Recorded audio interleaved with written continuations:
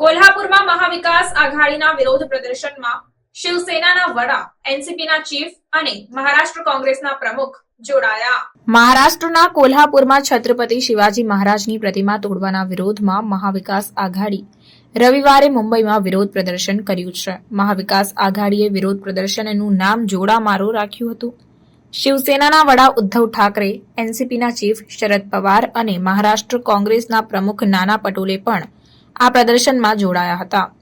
વિરોધ પ્રદર્શન દરમિયાન ઉદ્ધવ ઠાકરેએ કહ્યું કે મોદીની માફી અભિમાનથી ભરેલી છે. તેમજ શરદ પવારે કહ્યું, શિવાજી મહારાજની પ્રતિમા પડવી એ ભ્રષ્ટાચારનું ઉદાહરણ છે. આ તરફ સીએમ શિંદેએ કહ્યું, વિપક્ષ આ મુદ્દે રાજનીતિ કરી રહ્યો છે. જનતા બધું જોઈ રહી છે. આવનારી ચૂંટણીમાં મહારાષ્ટ્રના લોકો તેમને જૂતાથી મારશે.